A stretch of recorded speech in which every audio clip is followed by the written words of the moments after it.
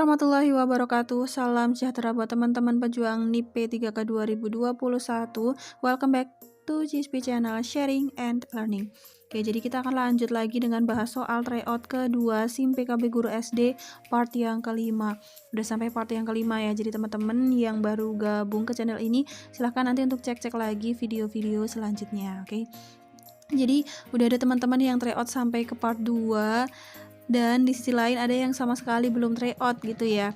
Nah, baik yang udah tryout maupun ini yang belum, tidak ada salahnya kita latihan terus supaya nanti ketika pelaksanaan itu sudah terbiasa dengan adanya tryout, adanya latihan pembahasan seperti itu ya. Oke, ada juga yang tanya, Kak, kok soal tryoutnya ada yang beda ya? Jadi di sini kita bukan kita bahas itu bukan jadi maksudnya besok itu soalnya yang keluar kayak gini. Bukan gitu, tapi paling tidak apa yang kita pelajari di sini itu teman-teman paham. Jadi ketika besok muncul soalnya tentang materi ini, tentang bab ini gitu, bisa kembangkan sendiri, dan ketika soalnya dibolak-balik itu nggak bingung. Jadi bukan hanya hafalan di KJ gitu ya. Nah, lalu untuk pelaksanaan dari tryout 3 by GSP Channel sudah dimulai tadi malam ya. Untuk pedagogik diakses sampai hari ini jam 12, dan juga yang profesional SD nanti malam di-share dan bisa diakses sampai dengan besok hari Senin jam 12. So buat teman-teman yang ketinggalan daftar tryoutnya, nantikan untuk tryout keempat ya. Lalu buat beberapa juga yang, Kak, aku udah daftar tapi kok nggak dapet linknya di email ya.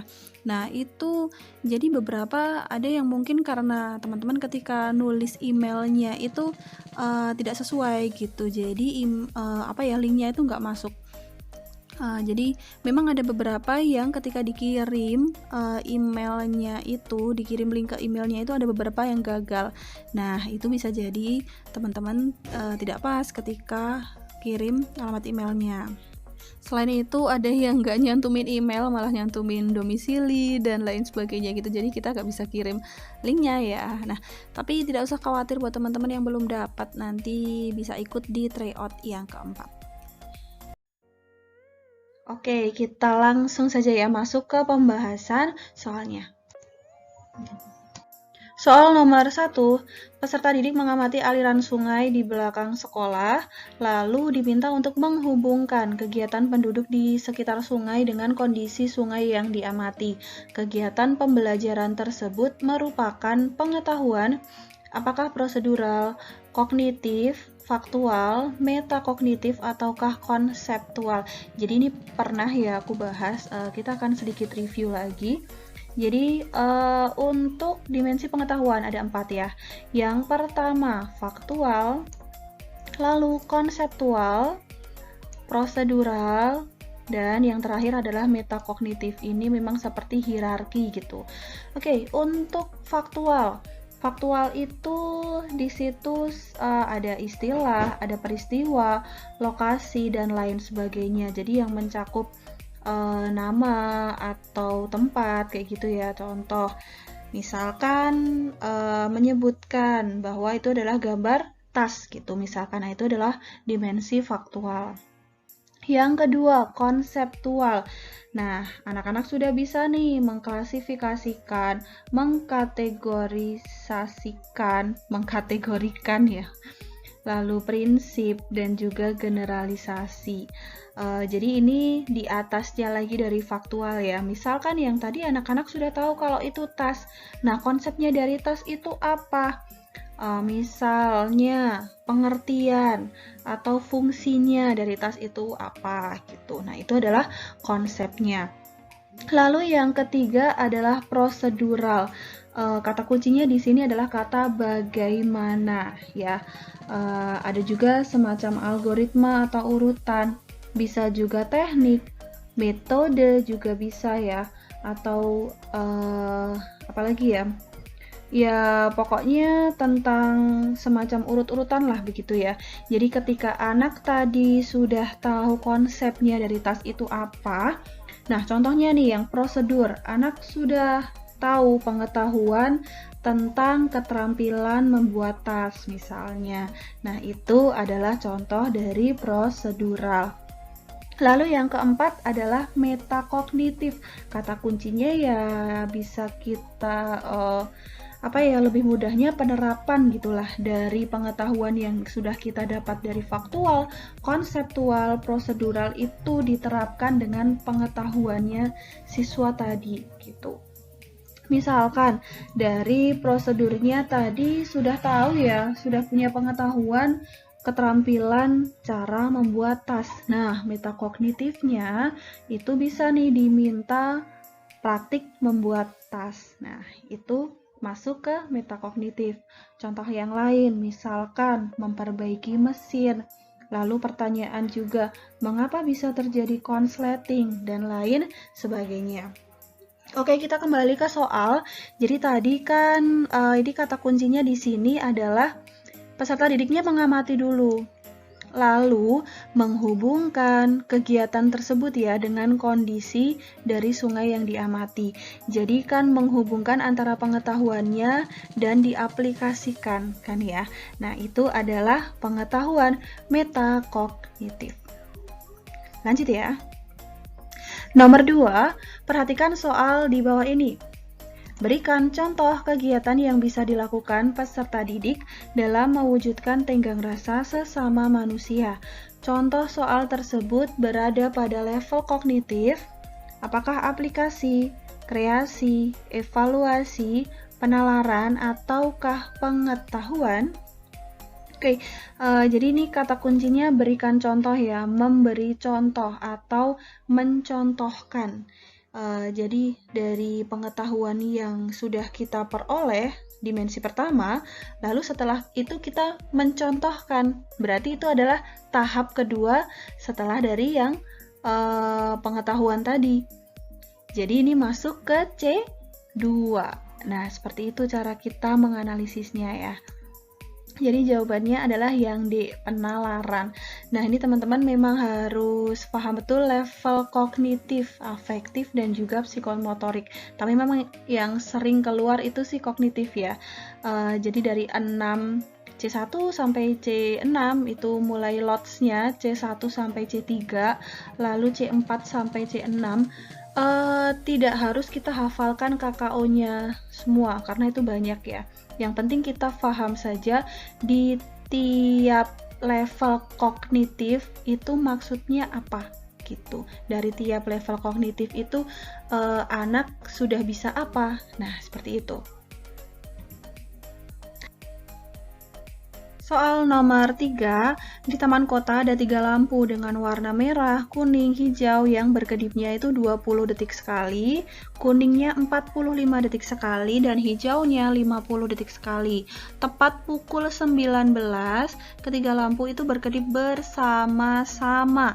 Ketiga lampu akan berkedip bersama-sama lagi pada awal pukul. Oke, jadi soal seperti ini nih pasti udah bisa semua ya.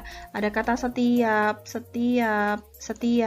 lalu bersama-sama. Itu adalah ciri-ciri soal yang dikerjakan dengan cara KPK. Ya, tepat sekali. Nah, seperti biasa aku kalau KPK pakai cara tabel ya. Kalau teman-teman mau pakai faktorisasi prima, boleh. Atau pakai cara yang lain yang lebih mudah, boleh ya. Dan teman-teman juga pastinya kalau yang udah biasa hitung nih, lihat angka 20, 45, 50 itu biasanya jadi 20, 45, dan 50 itu angka yang terkecil yang bisa buat bagi semuanya itu angka sekian gitu. Biasanya langsung ketemu tanpa ngoret.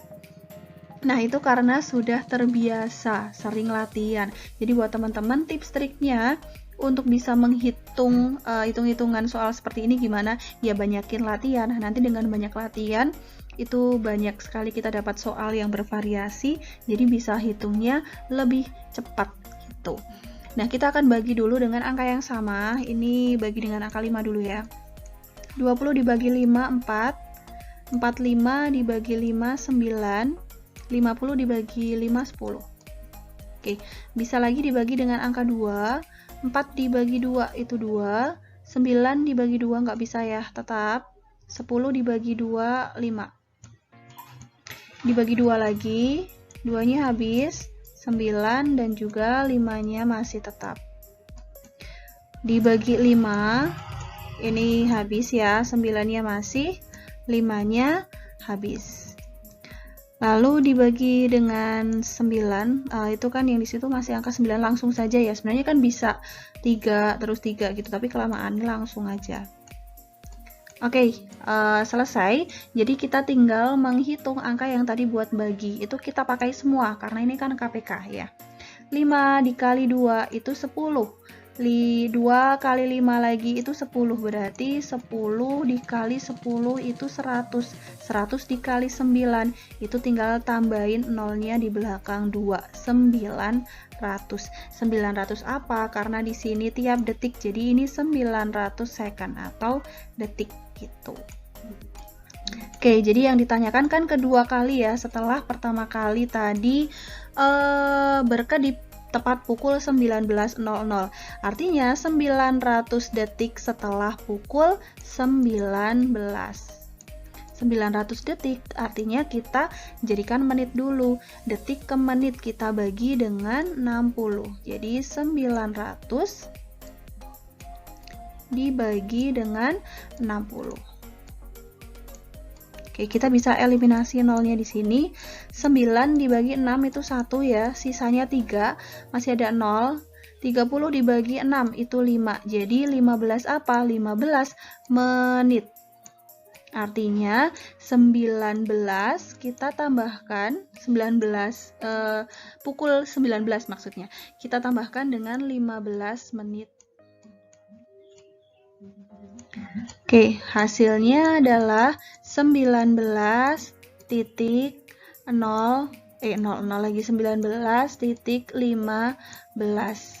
Oke, jadi lampu itu akan menyala lagi bersama-sama setelah pukul 19.05.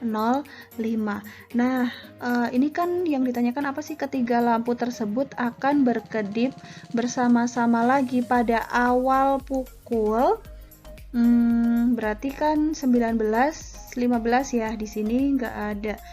Ya udah kita pilih yang E, atau mungkin yang dimaksud soal itu bukan awal pukul ya, tapi nanti berkedip lagi pukul berapa, gak harus yang kedua kali tapi kesekian kali. Nah, 21.15 itu kan juga kelipatan dari 15 menit ya, kan bisa ini 2 jam 15 menit, berarti ini rentangnya ya kan, bisa kan kelipatan 15, maksudnya gini, 15 menit kan berarti 19 tambahin 15 itu 19.15, lalu tambah 15 lagi 19.30, 19.45, pukul 20, 20.15, 20.30, 20.45, 21.15, jadi masuk ke situ.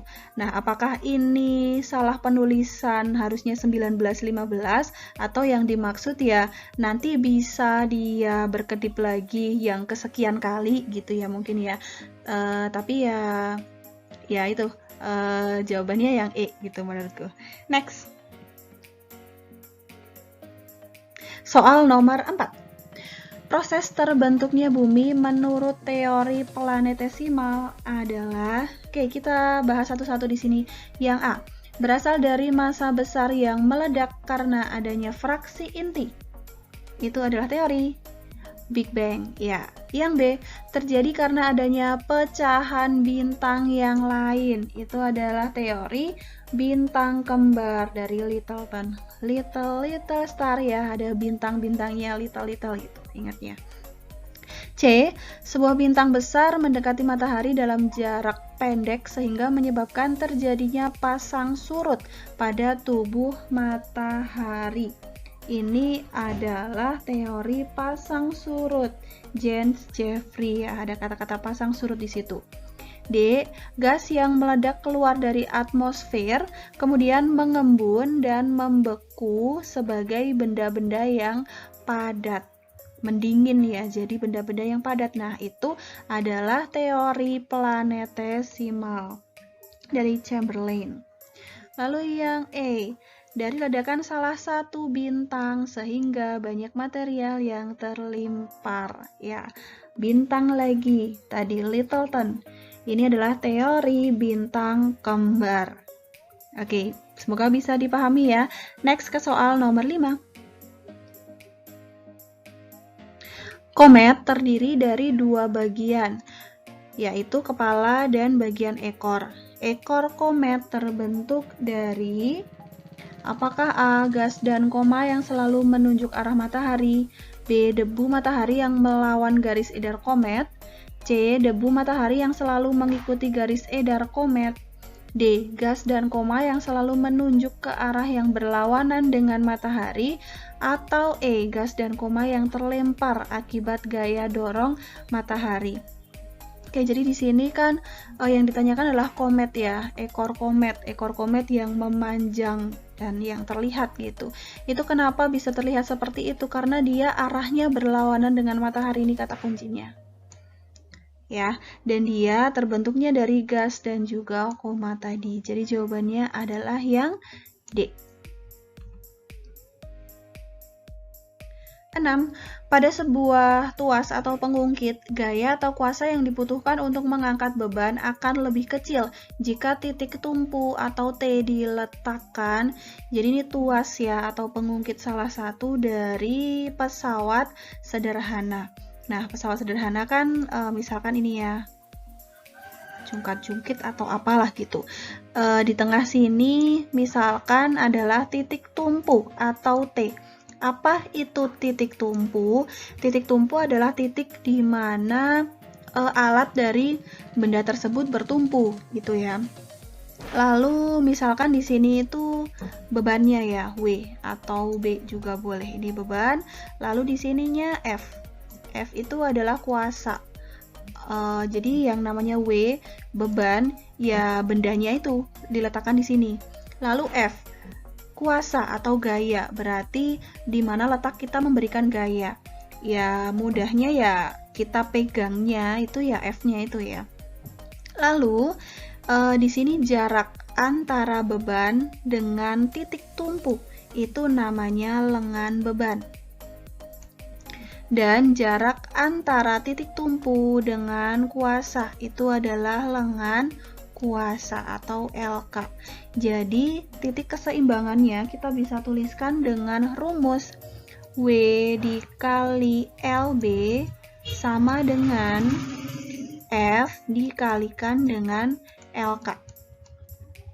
Oke, lalu pertanyaannya adalah jika kita akan mengangkat beban, maka gaya atau kuasa yang kita inginkan itu lebih kecil, jadi titik tumpunya harus diletakkan di mana? Oke, jadi di sini kita menginginkan F-nya lebih kecil. Nah, ini kan kedudukannya sama ya, di sini ada sama dengan. Jika F-nya lebih kecil, maka apa yang terjadi dengan LK? Ya, otomatis LK-nya lebih besar. Ya kan, LK-nya lebih besar daripada yang tadinya. Kita ambil contoh di sini. Misalkan bebannya 20. Lalu lengan bebannya 20 juga. Sama dengan, misalkan di sini F-nya anggap aja 20 deh sama. Lalu LK-nya juga 20. Nah, ini kan berarti sama ya. Atau dengan nggak harus 20 semua sih.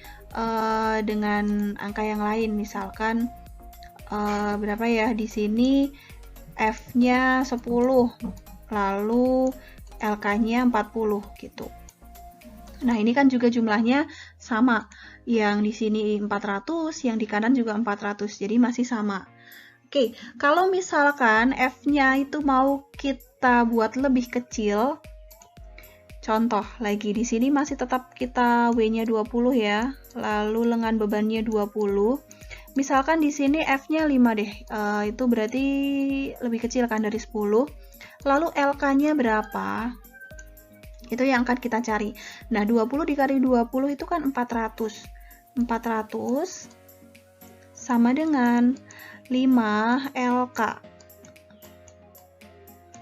Ini sama dengan, jadi LK itu kan 400 dibagi 5, atau bisa kita langsung sederhanakan saja ya. 40 dibagi 5 itu 8, masih sisa nolnya 1, jadi 80. itu kan LK-nya naik. Jadi kalau F-nya turun, LK-nya naik. Nah, ini adalah LK, lengan kuasa. Lalu kembali lagi ke pertanyaan. Kan LK-nya ya yang naik. Lalu titik tumpunya diletakkan di mana? Supaya lengan kuasanya itu bisa naik, maka titik tumpunya itu harus kita letakkan mendekati beban. Kita geser mendekati beban sesuai dengan berapa tadi, harusnya bertambah 40 cm berarti ya. Nah, di sini jadi mendekati beban sebanyak 40 cm. Jadi kan lengan kuasanya bertambah. Jadi jawabannya adalah yang B. Next kita ke soal nomor 7. Perhatikan pernyataan di bawah ini. 1. Kemerosotan moral di kalangan warga masyarakat. 2. Menurunnya rasa kebersamaan dan persatuan. 3. Pola interaksi antar manusia yang berubah. 4. Meningkatnya peran serta masyarakat dalam bidang pendidikan. Oke, soalnya adalah perkembangan iptek akan berpengaruh kurang baik pada kehidupan manusia dalam bidang sosial budaya. Ditunjukkan oleh nomor, ini ada kata-kata kurang baik. Kita garis bawahi di situ, dan tadi baca ada meningkatnya peran serta masyarakat, itu kan positif ya. Ini di opsi 4. Ya udah, kita bisa eliminasi opsi 4, dan juga 4. Ini udah, kita nggak usah mikir lagi opsi yang lain yang benar yang mana. Ya udah, kita tinggal pilih aja opsi yang C. Karena opsi yang lain kan ada 4-nya, sementara 4 itu kan positif ya. Kan yang ditanya di soal kurang baik. Ya udah, kita bisa langsung ambil opsi yang C.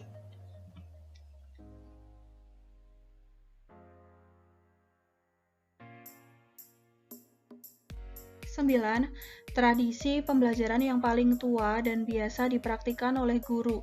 Tujuan transmisi kewarganegaraan adalah agar peserta didik mempelajari dan meyakini konsep kewarganegaraan yang diajarkan dengan cara guru menyajikan asumsi-asumsi, kepercayaan-kepercayaan, dan harapan-harapan tentang masyarakatnya. Pernyataan di atas merupakan penjelasan yang berkaitan dengan di sini kata kuncinya ya, transmisi kewarganegaraan.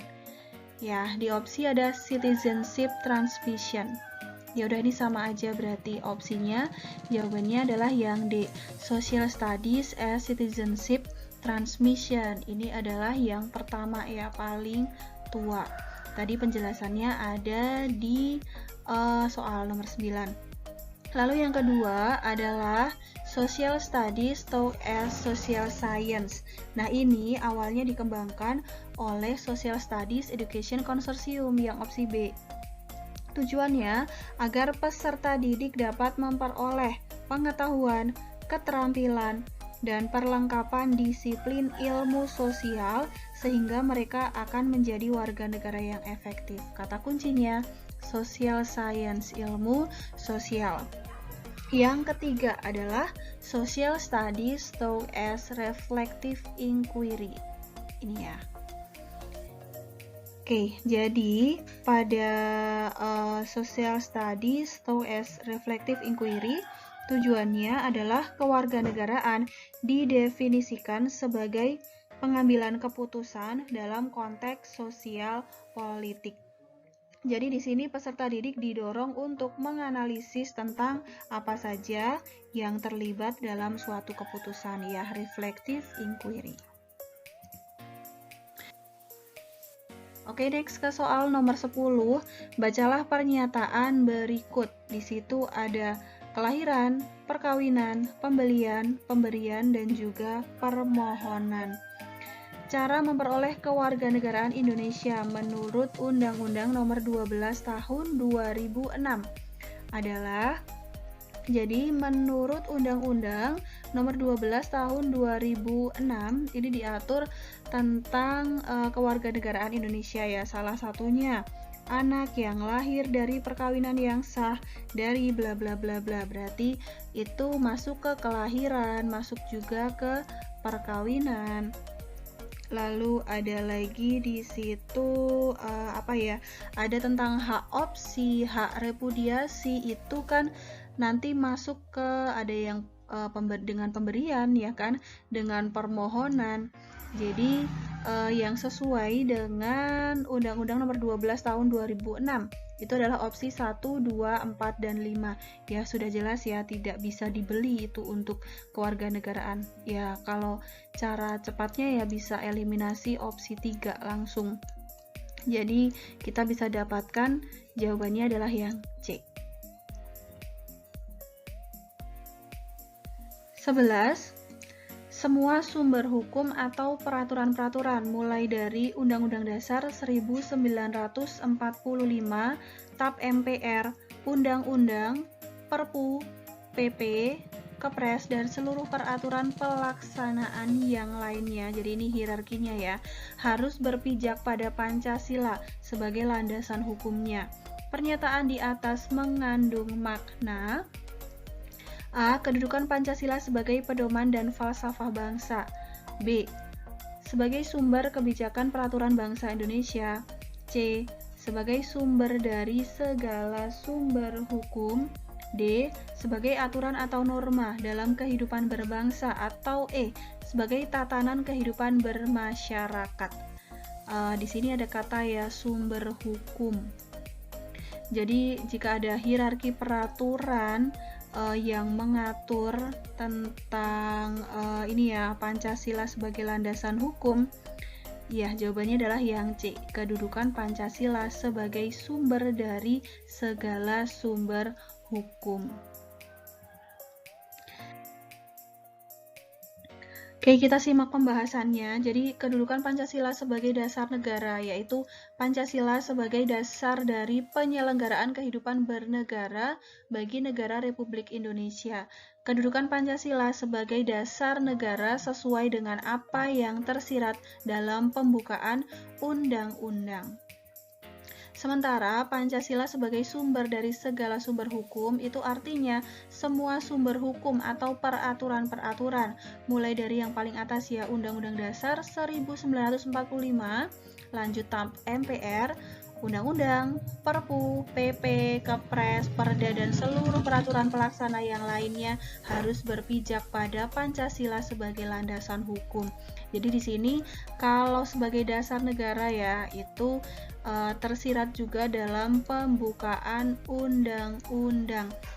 Jadi dasar dari penyelenggaraan kehidupan berbangsa dan bernegara. Kita bedakan kalau Pancasila sebagai sumber dari segala sumber hukum. Jadi semua peraturan itu harus berpijak pada Pancasila sebagai landasan hukumnya. 12. Teori pembelajaran menurut Gagne yang harus dikondisikan untuk memunculkan respon yang diharapkan merupakan teori A. Respon pembelajaran, B. Aplikatif pembelajaran psikologi, C. Asosiasi verbal, D. Diskriminatif, atau E. Tingkah laku. Oke, jadi di sini dikondisikan untuk memunculkan respon yang diharapkan ya, itu adalah teori asosiasi verbal. Kita akan bahas semua teori pembelajaran menurut Gagne.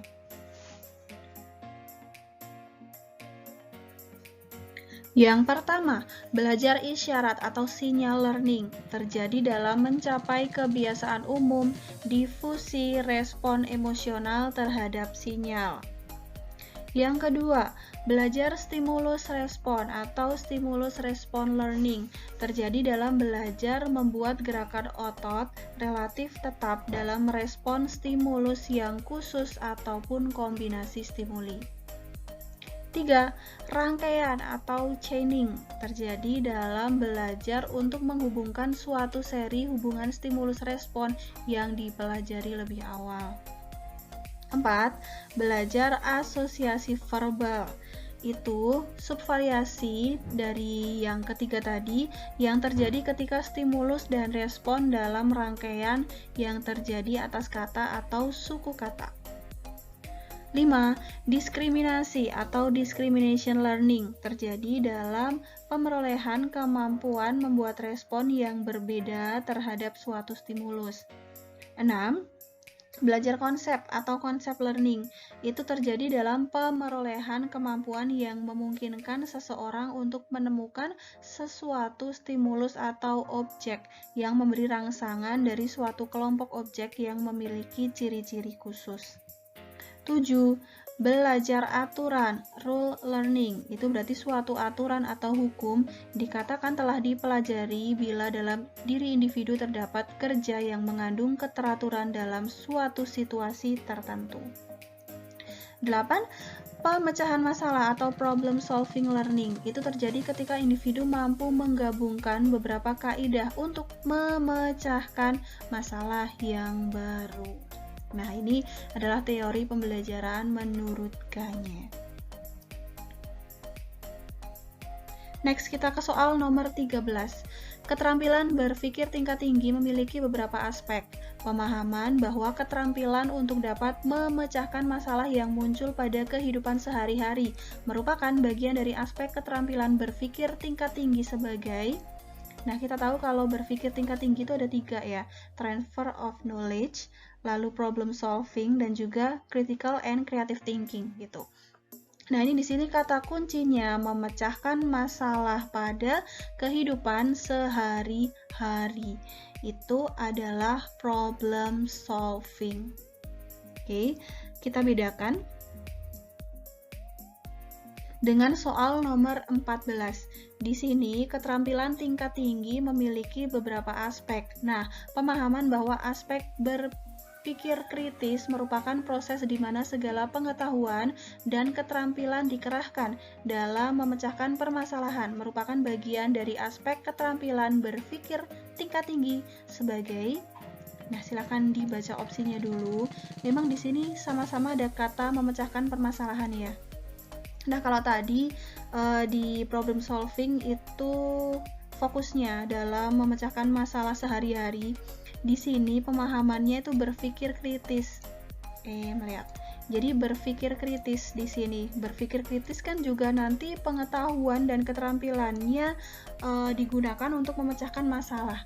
Tapi kan lebih fokusnya ke keterampilan dia dalam kritis dan juga kreatif. Nah, ini yang dimaksud dengan critical and creative thinking.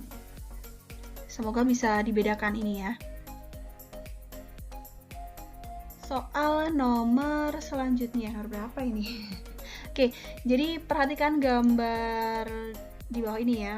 Jika massa benda 50 gram, massanya 50 gram, dan gravitasinya 10, G-nya 10, maka gaya yang diperlukan untuk mengangkat benda tersebut adalah, nah ini kan katrol tetap ya, katrol tetap karena dia katrolnya tetap di atas sini, tidak bergerak, yang bergerak adalah talinya.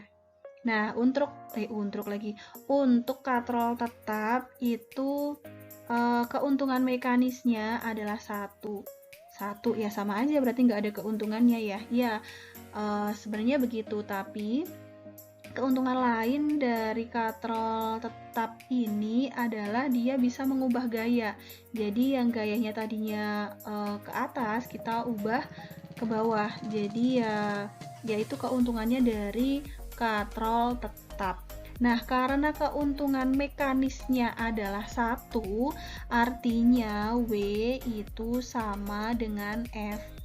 Kan KM-nya 1 ya, berarti sama aja, nggak berpengaruh kan ya. Oke, lalu sekarang kita akan mencari gaya. Karena W sama dengan F, kita tahu kalau rumus untuk mencari W itu adalah massa dikali dengan gravitasi. Jadi sama aja, ini kita ketemu massa kali gravitasi ya ketemunya ya F tadi gitu ya. Masanya kita masukkan berapa? 50 kg. Kita kali dengan gravitasinya 10 meter per second kuadrat. Sama dengan Ya tinggal kita tambahin nolnya aja, 5, nolnya bertambah jadi 2. Nah, jadi 500 Newton. Jawabannya adalah yang A, 500 Newton. 16. Peristiwa sejarah bersifat einmalig, artinya A. menceritakan kejadian yang sesungguhnya, B. berhubungan dengan masa lampau, C. memiliki 3 dimensi waktu, masa lalu, sekarang, dan yang akan datang, D. mengandung cerita yang unik, cerita itu ya, atau E. peristiwa itu hanya terjadi sekali. Jadi einmalig itu maksudnya apa? Maksudnya itu adalah sejarah itu hanya terjadi sekali dan tidak dapat diulang lagi. Jadi jawabannya adalah yang E ya. Peristiwa itu hanya sekali terjadi. 17. Suatu tandon air ukurannya 4 meter, 1,8 meter, dan 90 cm. Adit mengisi tandon air tersebut dengan menggunakan selang air. Jika waktu yang dibutuhkan agar tandon terisi penuh itu 45 menit, maka debit aliran air pada selang tersebut adalah liter per detik. Oke, jadi ini kita tahu yang dicari debit, yang diketahui itu ini ya, ada ukurannya, berarti nanti kita cari volume, lalu ada juga waktu. Nah, debitnya kan kita cari liter per detik ya. Kalau tidak tahu rumusnya, karena ini jelas-jelas liter itu dari volume, detik itu dari waktu, ya udah jelas, berarti cari debit itu volume dibagi waktu. Nah, triknya kayak gitu. Kalau kita sulit menghafal, kita lihat saja dari satuannya. Nah, volumenya ini belum ada ya. Karena di sini yang diinginkan dalam liter, sebaiknya kita ubah saja dulu ke desimeter semuanya, supaya nanti nggak usah ngubah gitu. Tapi kalau mau dalam meter dulu misalkan, baru nanti diubah, ya boleh aja sih, terserah gitu, mau cara yang mana. Nah, kita cari dulu volumenya ya. 4 meter ke desimeter turun 1, jadinya 40. Lalu 1,8 jadikan meter, turun 1 juga, 18. 90 cm ke desimeter naik 1 ya, jadi 9 desimeter semuanya. Kita kalikan 40 dikali 18 dikali 9. 4 dikali 9 itu kan 36 ya, berarti 18 dikali 36. Oke, kita kalikan dulu. 8 dikali 6, 48. 6 tambah 4, 10. 8 ditambah 3, 24. Masih 2. 1 kali 3, 3 ya, ditambah 2, 5. 8, 4, 6. 648. 648 nyimpen 01 yang 40 tadi. Jadi 6480 liter. Oke, kita tulis di sini ya. 6480 liter. Oke, lalu untuk waktunya. Nah, yang diinginkan itu detik di sini, sementara yang diketahui adalah menit.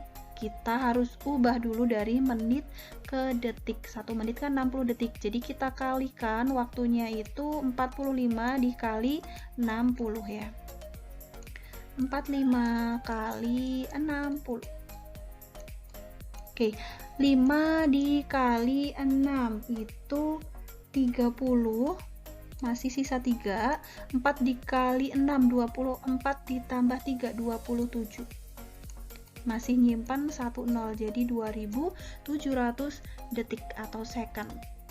Kita masukkan ke sini waktunya 2700 detik. Jadi ini ukurannya sudah sama. Nah, kalau ukurannya sudah sama ya tinggal kita hitung saja, nanti langsung ketemu. Bisa kita eliminasi 1 nolnya di sini.